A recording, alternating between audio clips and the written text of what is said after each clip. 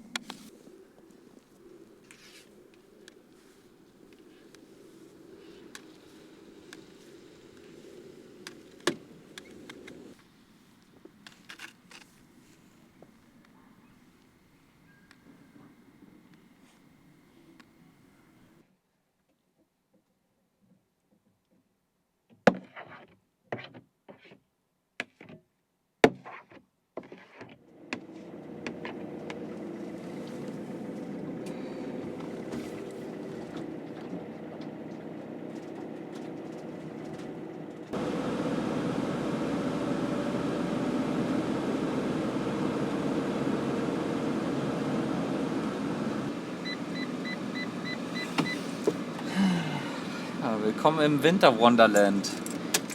Sieht aus wie am Nordpol hier. Das ist ja echt heftig.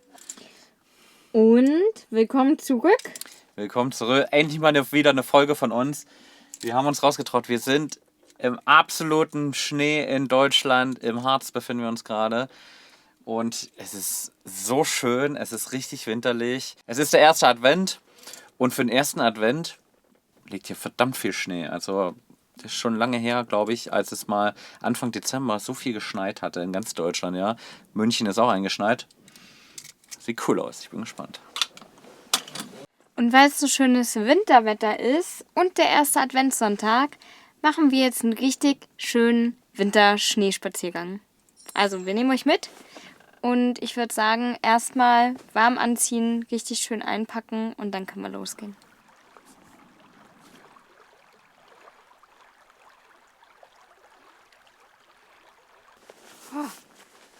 Frisch?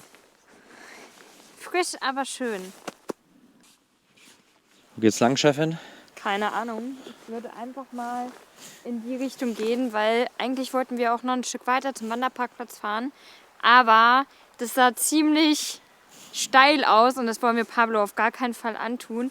Vor allem nachdem wir vor 2 Wochen erst eine kleine Pablo-Aktion hatten, zeigen wir euch nachher noch mal ein bisschen ausführlicher. Deswegen lasst uns mal da lang gucken und schauen, wo wir rauskommen.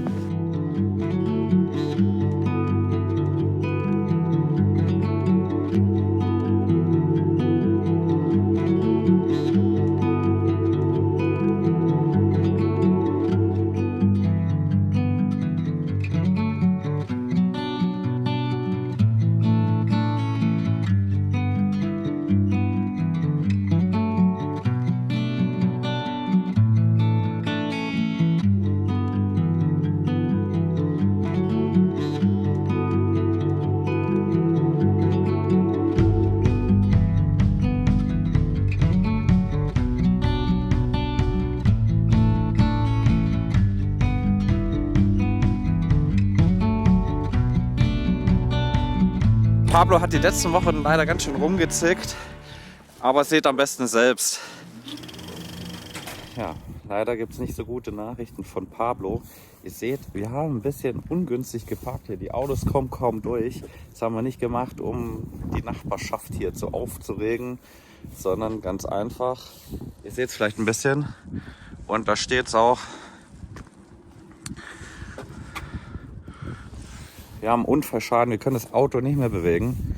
Wir sind gestern hier angekommen. Ich wollte gerade den Rückwärtsgang einlegen, lege den Rückwärtsgang ein, tritt auf die Kupplung und die Kupplung sackt ein und hat keinen Widerstand mehr und ich kann nichts mehr machen. Das Auto säuft ab, ich kann nicht mehr den Gang rausnehmen. Es ist einfach tot, das Fahrzeug. Es ist total kaputt sozusagen, es kann nicht mehr fahren.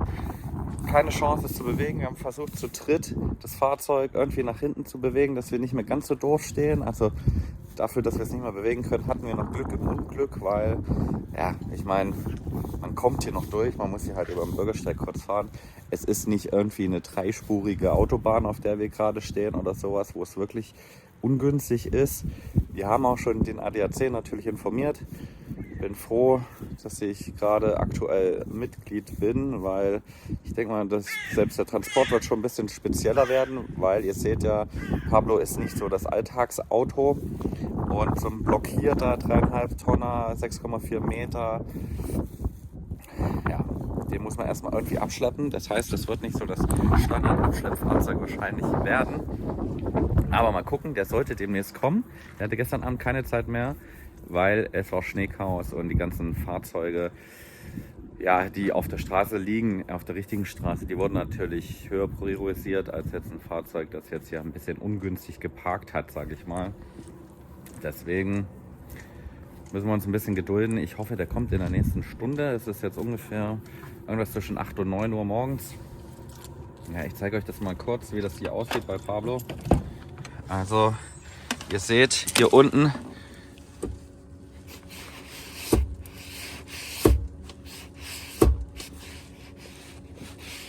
da geht gar nichts. Das ist das Kupplungspedal. Da kann man drücken, wie man will. Es hat einfach keinen Widerstand. Das ist wie labbriges Gummi, sage ich mal. Da kann man einfach durchdrücken. Da geht gar nichts. Wir können den Gang auch nicht mehr rausnehmen. Und wir haben uns natürlich schon mal ein bisschen informiert, was es sein könnte. Und das hört sich alles nicht gut an. Das hört sich alles nach sehr kostspieligen Sachen an. Ob jetzt Kupplung, Getriebe oder irgendwelche Zylinder, die im Motorraum liegen, die das Ganze irgendwie betätigen. Wir müssen das Ding reparieren. Wir kommen ja nicht mehr weg. Und Dauerparken ist hier, glaube ich, auch nicht so die Option. Deswegen, ich bin mal gespannt. Heute ist Samstag, also heute wird sowieso nichts mehr. Das Einzige, was wir heute machen können, ist natürlich abschleppen. Schleppen den Richtung Werkstatt ab, wenn der ADAC kommt. Und dann, jetzt wird gerade angerufen. Ja.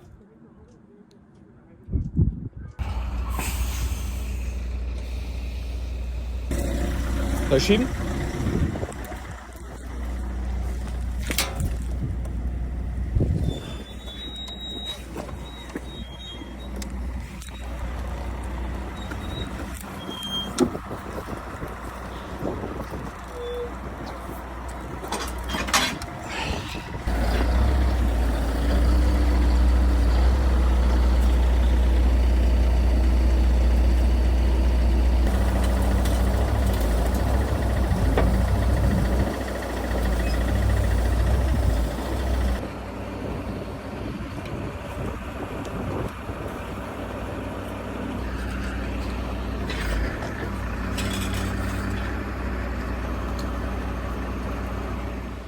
Also am Ende waren es diese beiden Zylinder, die wurden dann auch ausgetauscht und geht jetzt alles wieder.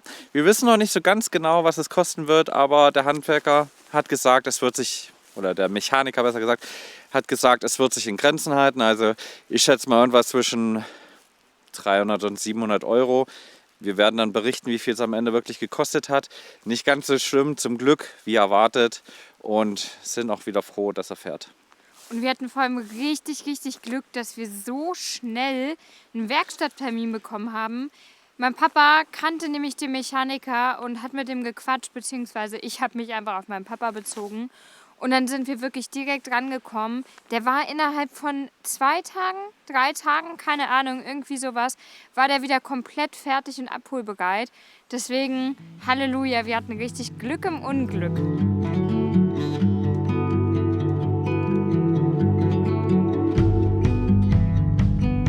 Ja, aber die Pechsträhne mit Pablo ist da noch nicht ganz vorbei gewesen, nachdem wir dann mit reparierter Kupplung wieder weitergefahren sind, kam gleich wieder ein altbekanntes Problem, nämlich ja, unsere Aufhängung, die zickt weiterhin rum.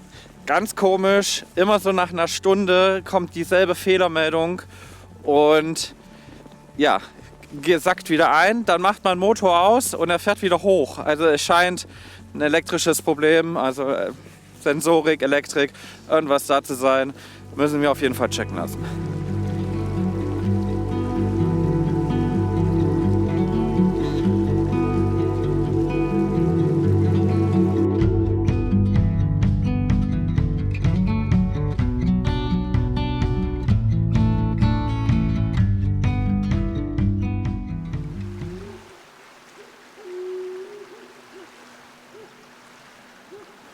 Das, ihr Lieben, war die Schmalspurbahn zum Brocken.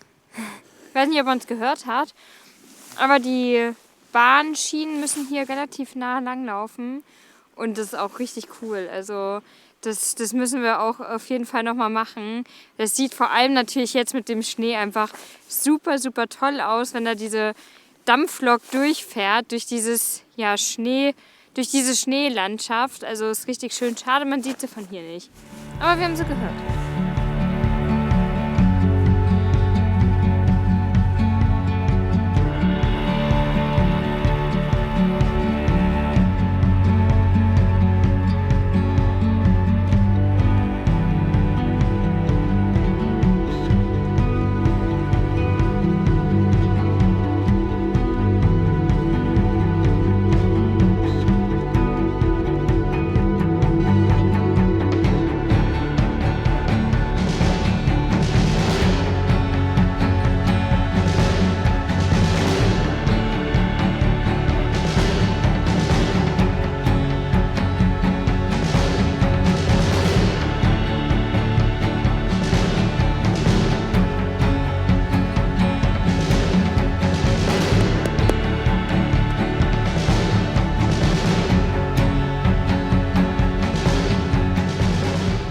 Also man sieht, der See hat hier eine ganz dünne, leichte Eisschicht und es sieht einfach so schön aus. Also die ganze Schneelandschaft.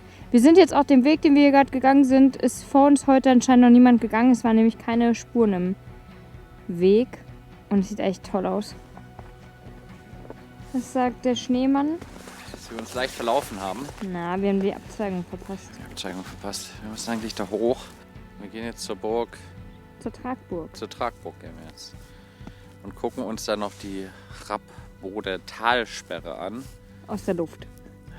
Mal gucken, wie weit wir kommen. Ja. Das ist ein ganz schöner Weg hier.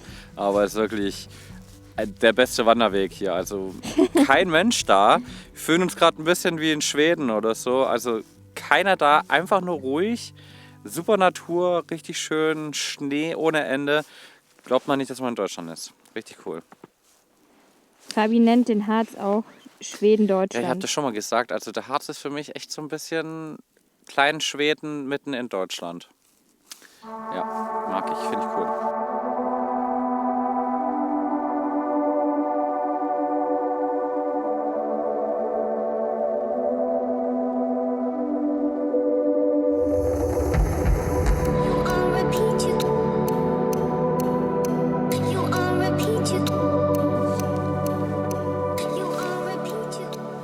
Was hast du denn da? Schneeengel!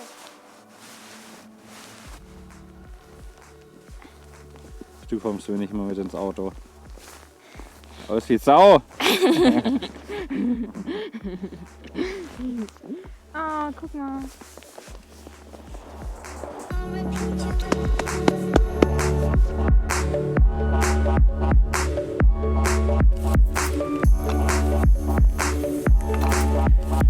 lang?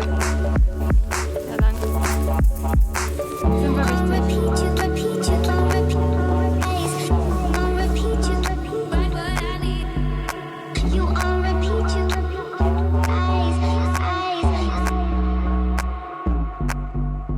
Wir sind ein bisschen irritiert. Wir wollten jetzt zur Tragburg laufen. Und wir haben irgendwie eine Burg erwartet. Und sehen jetzt hier eigentlich nur so eine Schutzhütte. Komisch. Vielleicht gab es ja mal eine Burg. Da steht mehr.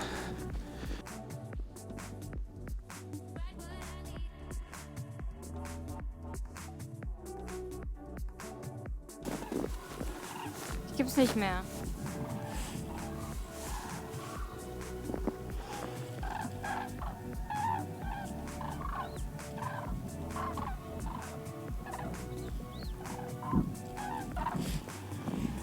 Von der Burg ist nicht mehr viel übrig. Und es war eher eine Schutzburg. Aber ist auch nicht schlimm, ist trotzdem wunderschön.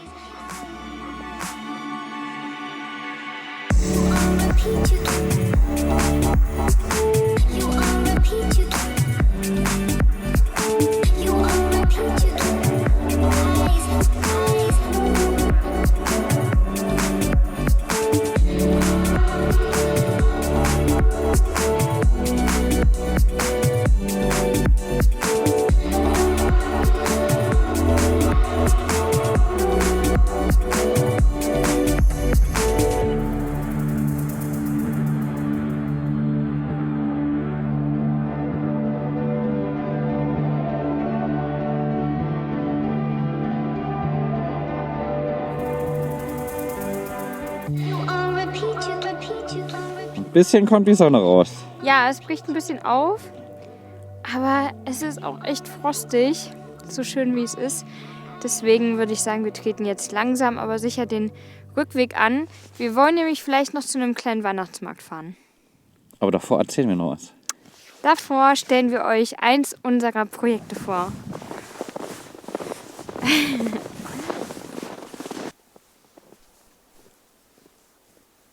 So, ihr Lieben, wir sind zurück von unserer kleinen Wanderung, zurück in Pablo. Und wir haben ja gesagt, dass wir euch heute schon mal ein Projekt von den mehreren, die wir aktuell oder in letzter Zeit am Laufen hatten, vorstellen möchten. Und ich glaube, das Projekt bedeutet uns beiden sehr viel, aber für mich ist es auf jeden Fall ein sehr besonderes Herzensprojekt. Und zwar haben wir in den letzten Wochen und Monaten daran gearbeitet, unser erstes eigenes Kochbuch rauszubringen. Und dieses Kochbuch ist ein ganz besonderes Kochbuch, denn es heißt nicht noch ein Vanlife-Kochbuch und es ist nicht nur ein Vanlife-Kochbuch. Wir wissen natürlich, dass es schon einige sehr, sehr tolle Vanlife-Kochbücher gibt.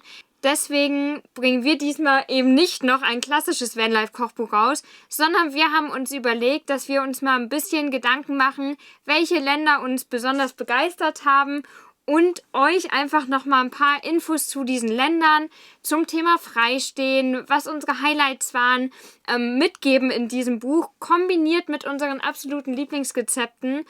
Und somit ist es ja ein ganz tolles Herzensprojekt. An dieser Stelle möchte ich auch nochmal ganz, ganz lieben Dank an zwei ganz liebe Abonnenten sagen. Und zwar sind das Ottmar und Hermine. Die haben uns nämlich für dieses Kochbuch inspiriert. Ich glaube, ohne eure Inspiration hätten wir vielleicht den Mut gar nicht gefasst, uns daran zu setzen. Und natürlich insgesamt ein ganz großes Dankeschön an unsere beiden Familien, unsere Freunde und an euch, an die ganz, ganz tolle Community. Ja, wenn ihr Lust habt auf einen Reiseführer der etwas anderen Art, der gleichzeitig auch noch ein Kochbuch ist, mit ganz vielen Tipps von unterwegs und für das Kochen im Van, dann schaut gerne bei unserem Link unten vorbei. Es würde uns natürlich super freuen, wenn der eine oder andere von euch sich das Kochbuch kauft und und natürlich was nachkocht. Also wenn ihr uns da Feedback gebt, da freuen wir uns auf jeden Fall sehr. Wir haben einfach so oft die Nachricht bekommen, dass unsere Sachen, die wir im Van kochen, so lecker aussehen. Und ja, das ist wirklich ein tolles Projekt. Es hat sehr viel Spaß gemacht, es war viel Arbeit, aber wir sind, glaube ich, beide sehr, sehr stolz darauf. Wie Fabi gesagt hat, könnt ihr über den Link unten in der Videobeschreibung zu dem Buch gelangen und wir sind richtig gespannt auf euer Feedback oder verlinkt uns auch gerne beispielsweise bei Instagram, wenn ihr da selber etwas im Van oder wo auch immer von unseren Rezepten nachkocht. Ich würde aber sagen, wir gucken jetzt mal, ob wir noch zum Weihnachtsmarkt kommen.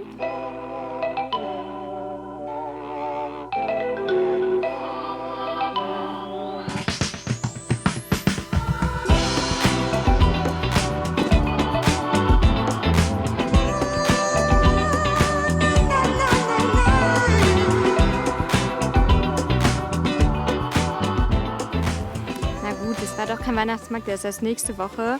Wir sind jetzt hier nämlich bei der Harzer Köhlerei und man konnte aber trotzdem reingehen in die Köhlerstube und wir haben einen Erbseneintopf und eine Soljanka gegessen.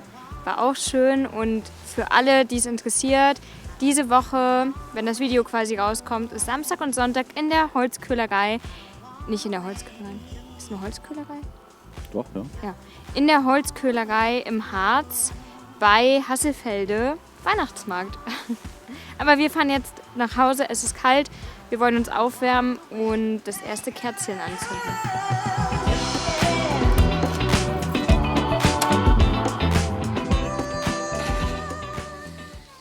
So, willkommen aus ganz ungewohnter Perspektive. Willkommen von unserer neuen Couch. Und diese neue Couch steht, wie ihr es hört, in einem Ballsaal, nein, in einer Wohnung. Es halt hier noch ganz schön. Wir sind neu in der Wohnung eingezogen.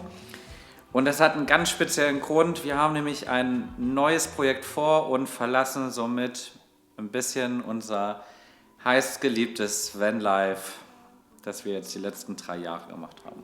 Wir blicken zurück auf 3 wundervolle Jahre mit so vielen schönen Erinnerungen und vor allem Erfahrungen, durch die jeder einzelne von uns und wir als Paar aber auch unglaublich gewachsen sind. Wir freuen uns aber auch wirklich unglaublich auf dieses neue Projekt, was jetzt dann vor uns liegt. Ja, das ganze Projekt, das hat auch ein bisschen was mit Vanlife zu tun. Guckt auf jeden Fall im neuesten Video vorbei. Es wird auf jeden Fall sehr, sehr spannend. Es wird ein richtig großes Projekt. Das wird das größte Projekt, was wir in unserem Leben gemacht haben. Und das wird cool. Das wird richtig cool. Und nein, das ist kein privates Projekt. Das ist weiterhin in dieser ganzen Vanlife-Szene. Und ja, ich bin gespannt. Es hat auch weniger mit der Wohnung an sich zu tun, sondern mehr mit der Sache. Wir werden das jetzt in den nächsten Wochen alles Stück für Stück aufklären. Jetzt wisst ihr aber schon mal so ein bisschen, warum es in den letzten 2 Wochen kein Video gab. Wir waren nämlich beschäftigt mit Kochbuch und Umzug und sind auch noch mittendrin. Also ihr seht schon, bei uns war ziemlich viel los in den letzten Wochen. Und wir freuen uns jetzt natürlich riesig, wenn ihr nächste Woche wieder einschaltet und wir dann vielleicht schon ein bisschen mehr verraten können. Nächste Woche gibt es auf jeden Fall die Auflösung, was das nächste Projekt sein wird. Und ja, wir müssen jetzt ein bisschen ein tränendes Auge verdrücken, weil natürlich 3 Jahre Vanlife, es ist eine Riesenumstellung für uns, wieder in eine normale Wohnung. Wir werden natürlich auch jetzt am Wochenende immer mal wieder mit dem Van hier wegfahren und die Gegend erkunden. Das werdet ihr dann aber auch sehen. Definitiv. Es wird jetzt vielleicht einmal öfter Deutschland Vanlife Content geben, sage ich mal. Aber das ist ja auch toll und da gibt es auch noch ganz, ganz viel zu entdecken und vieles, was wir euch hier in der Region vorstellen möchten. Wir wünschen euch jetzt auf jeden Fall einen schönen 2. Advent. Genießt es, geht ein bisschen raus an die frische Luft und ja, wir sehen uns in der nächsten Folge. Macht's gut alle zusammen. Tschüssi. Ciao, Kakao.